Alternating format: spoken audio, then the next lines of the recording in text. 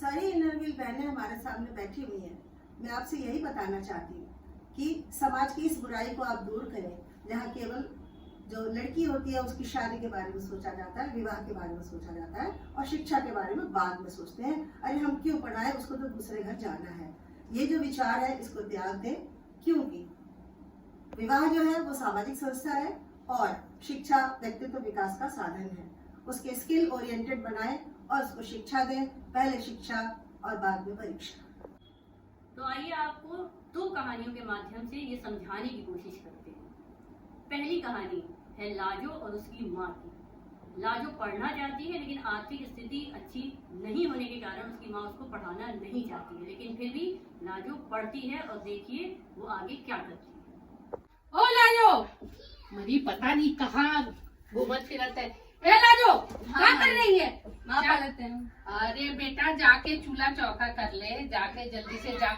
जब देखो तब इस तबिया में घुसी रहती है। चल भाई, हम पढ़ेंगे तो हमारा जीवन सुधर जाइए। नहीं, कोई ना सुधरे। हम लोग के समाज में ना ऐसा ना हो। जा करके चूल्हा चौका ही झोंकन पड़ी। चल जा, हमका पढ़ेंगे। जाके चल जा, जो बात कह रही है जाके कर। तो देखा आपने कि लाजो पढ़ने के लिए कितनी कटिबद्ध है, लेकिन उसकी माँ उसको पढ़ने नहीं देना चाहती है। लेकिन फिर भी लाजो पढ़ती है और अपना आईएएस का एग्जाम क्लियर कर लेती है और आज वो अपनी माँ को ये सूचना देने आई है। माई, ओ माई, कहाँ? हाँ बिटिया। अरे माई, हमको तुमको कोई बात बताना है। क्या बताना है? ओ माई, हमने तुमसे चुपके ना आईएएस की परीक्षा दी थी। तो क्या कही? ओ माई, हमने वहाँ को पास कर लिया है। तो वे का हुई? माई, अब तुम्हारी बिटिया लाल बत्ती वाली अफसर बन गई है। अफसर? हाँ, अफसर बन गई। तो गाड़ी में लाल बत्ती लेके जाते। हाँ माई। अरे हमारी बिटिया अफसर बन गई, अफसर बन गई। तो अब आते हैं दूसरी कहानी पर, जो है बेला की। बेला एक बहुत ही सुंदर युवती है और उसका पढ़ाई में बिल्कुल भी दिल नहीं लगता, लेकिन उसकी माँ उसको पढ़ाना चाहती है क्योंकि वो जानती है कि पढ़ने से ही भविष्य संवर सकता है। अब देखिए बेला और उसकी माँ की वार्तालाप। बेला, क्या कर रही हो? जब देखो सस्ती सवरती रहती है। पढ़ाई कर ले बेटा, एग्जाम है सिर पे।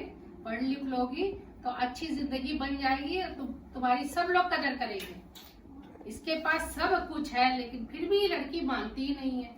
मैंने माँ तुमसे कितनी बार कहा कि परेशान मत हुआ करो, मुझे ऐसे ही सुंदर और अमीर लड़के मिल जाएंगे क्योंकि मैं इतनी सुंदर हूँ, मुझे पढ़ने की कोई जरूरत नहीं है। लेकिन तुम्हारे समझ ही में नहीं आता है। बेटा एक बात बताओ, जिसके पास होता है वो पढ़ना नहीं चाहता है, जिसके पास नहीं होता है वो पढ़ने के लिए बेचैन रहता है कि मैं कैसे पढूं कैसे पढूं। तुम इतना कहते हैं तो तुम जब देखो तब शीशा लेके और अपना लाली लगाती रहती हो, पता नहीं क्या क्या करती रहती हो। माँ तुम परेशान ना हो, तुम अपना काम करो जाके, मेरा सब कुछ हो जाएगा, मेरे भविष्य की चिंता मत करो। हे भगवान। अपनी माँ की ला कहने पर भी बेला पढ़ती नहीं है और उसकी माँ थक हार के उसका विवाह एक अच्छे घर में कर देती है और बेला विदा हो जाती है।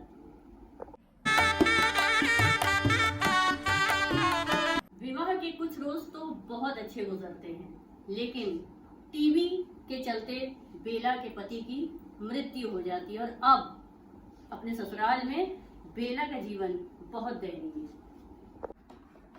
यहाँ क्या कर रही है तू? मेरे भाई को तो खा गई, अब क्या हम सबको खाएगी? अभी तेरा भी खर्चा हम लोग उठाए क्या? चल निकल यहाँ से। तू उससे ऐसे क्यों बोल रही है? तू क्या बहुत पढ़ी लिखी है क्या? बेटा रोई नहीं आप बिल्कुल। मैं आपको पढ़ाऊंगी लिखाऊंगी, अपनी बेटी को भी पढ़ाऊंगी।